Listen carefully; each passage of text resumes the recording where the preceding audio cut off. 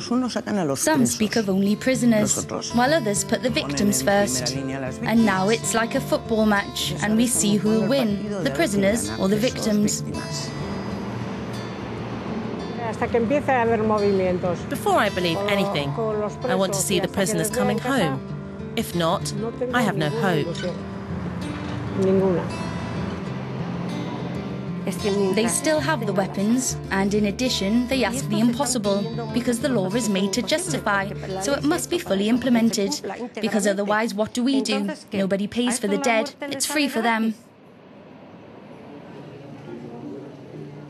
The announcement of the final abandonment of armed struggle by ETA was received with a mixture of skepticism and hope in the Basque country.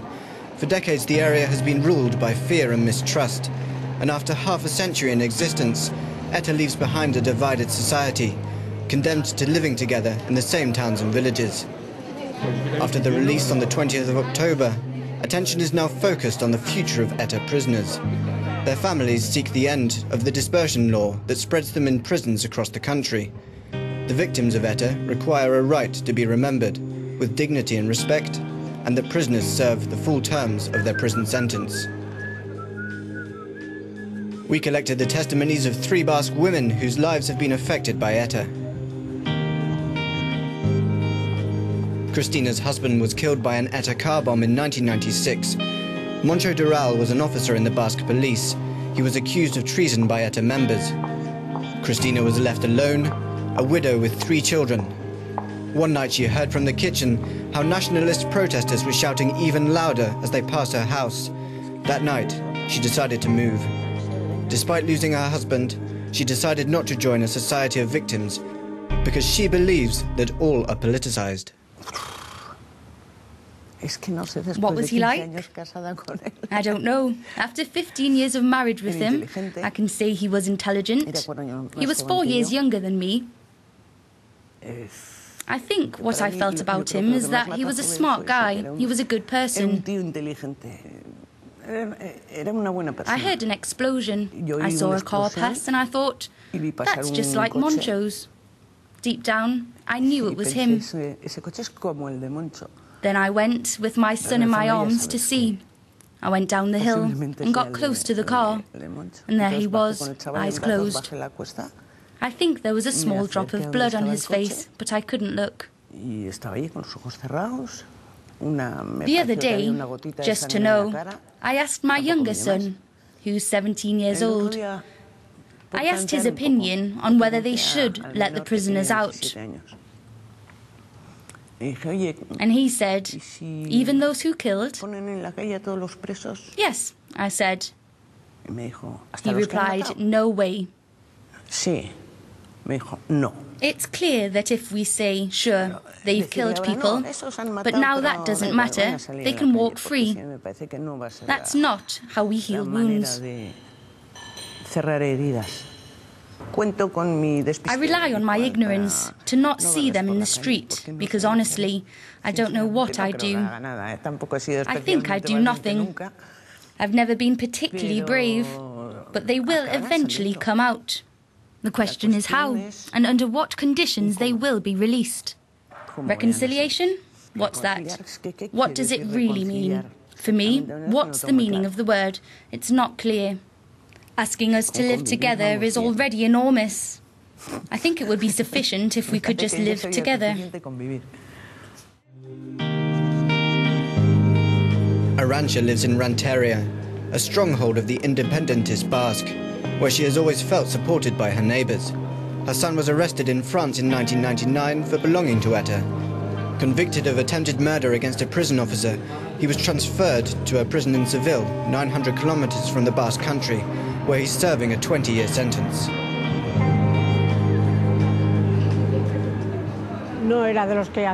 He was not one of those who did graffiti and things like that. But I knew he favoured ETA when he left. I was already aware of something and saw that he was more to one side.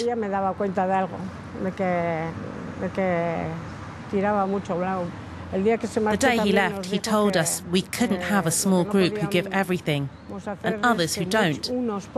He said it wouldn't be 100 years and that he had to go. And he left.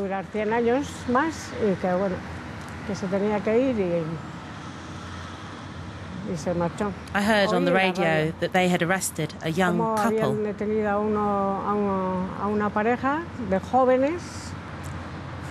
Paradoxically, you feel relief. You don't want him to be arrested, nor do you want him to be in danger.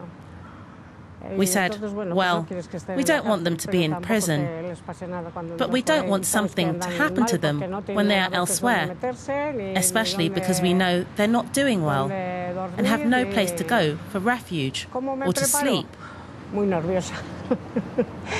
How do I prepare for the next visit? I get very nervous the night before while I arrange everything, like the sandwich for the trip. First we go to Donosti. We go out on Friday at 4:45 in the afternoon via Donosti, and if necessary, we go through Izia, Zumeya, Durango. They set up bunks and we sleep. We arrive in Seville at about 6 o'clock in the morning. After all that, I can only see my son for 40 minutes. I'm really sorry for all the victims and their families, but we too have casualties on our side. And no one remembers our victims. Must we ask for forgiveness? Well, if we've got to apologise, they have to beg for forgiveness first, for everything they did to us.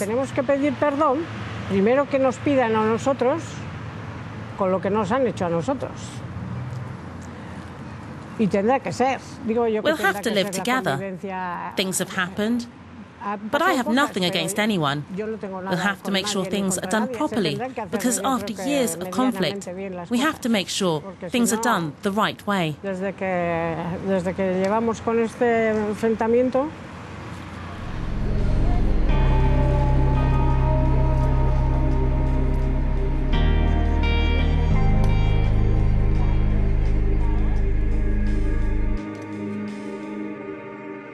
This is Pilar. An ETA commando killed her husband in 1980. All the ETA members involved in the attack were her neighbours. After the assassination of her husband, who was a councillor, Pilar joined the People's Party and was for years a councillor herself. We spoke to her at her son's house in Zarautz. She didn't want to be recorded in the street because she feels she's not free to speak. She has lived under guard for 14 years and has survived a parcel bomb attack.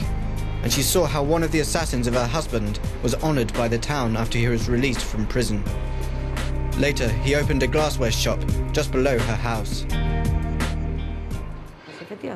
Indeed, the murderer of my husband bought the shop. And I still wonder for what purpose. Because this man was a kitchen fitter, and suddenly it became a glazier.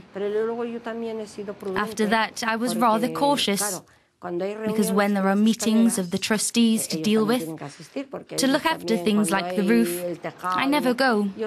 I always said I will never attend the meetings. Kill? No, they're not going to kill us.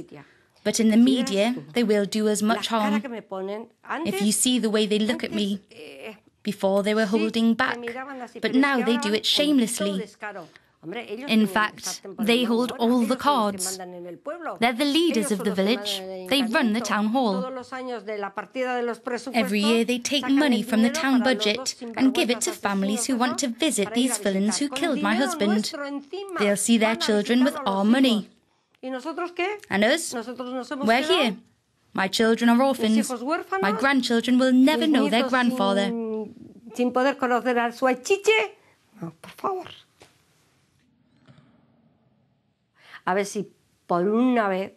We'll see if one day we can live together in peace.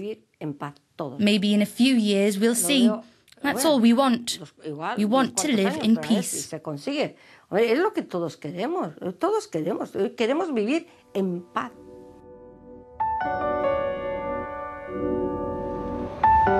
After the elections of next November, the future Spanish government will move forward on issues such as disarmament of ETA and the future of their prisoners.